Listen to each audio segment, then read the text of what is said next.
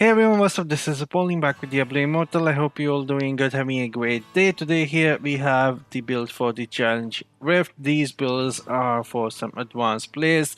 I've been playing with it from since day one and I am not using any of the crowd control ability. I'm just going with the damage and they happen to have a stun as well. So if you are good with the movement, then these builds are going to be pretty good in the challenge Rift. Right now, let's start off with the set items here. Let's go through them real quick. We are going to use 4 pieces of Grace of the Flagellant, and as for the other 2 pieces, you can go and use the Vitus. I would recommend that for having a bottled hope, and it increased the duration of the beneficial effect, and I'm planning on switching to bottled hope soon, so I would recommend 4 pieces of Grace of the Flagellant. First bonus gives you flat 15% damage, second bonus gives you 4654 additional damage. That depends on your base damage, but every time you hit an enemy 5 times, it is going to trigger, and there are gems like Seeping Bile which will help this trigger even more as well. So now that is out of the way, 4 pieces of Grace, 2 pieces of Virtus, we are going to talk about the family bonuses here. And as for the family bonuses, I would recommend having critical hit damage, and then skill damage, and then I would recommend having a beneficial duration increase if you have a bottled hope. That is how I am going to build my character moving forward. From this point on out, I'm waiting for the reforged stones at the end of the cycle of strife, and will be reforging some of my family trees out. I don't need the family bonuses, they are no good in my opinion. So again, critical hit damage from wildfire, skill damage from wildfire, and then the beneficial duration increase. That is how I am going to build my character moving forward. Alright, so now that is out of the way, let's talk about the legendary gems here. For these builds, Seeping Bile is going to be really good, works really well with the Grace of the Flagellant, like I said. And then I would recommend the Blood-Soaked Jade.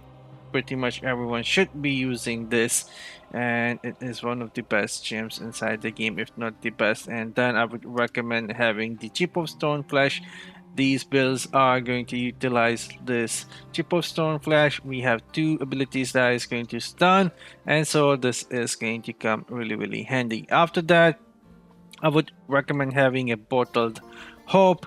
That gem increase the movement speed and gives you flat damage increase as well. And then you can go with the Echoing Shade, gives you some clones of yourself that is going to help you take some aggro off the enemy. They won't be dealing all that much damage, but it does take the aggro away from you. And then you have a choice of whatever gem you want to go with. I happen to be using the Blessing of the Body. Alright, now the gems are out of the way. Let's talk about the normal gems here. As for the normal gem, you need to focus on the, when it comes to blue slots, you need to focus on the armor penetration, and you can use some armor as well. And as for the yellow one, just keep them balanced. Resistance and potency, the both going to be good.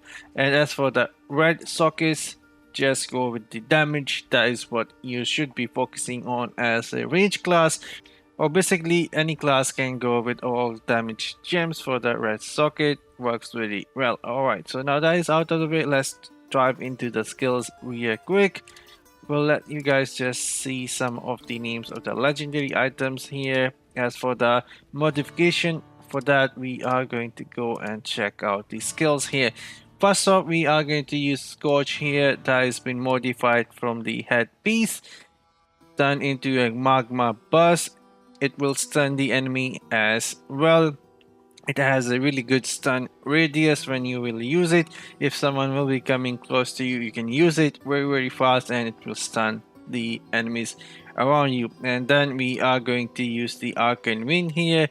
It is modified 2 times. The first modification is from the main hand, turning the skill into a tornado, basically a firestorm. And then as for the offhand, we are using maximum arcane wind charges increased by 1.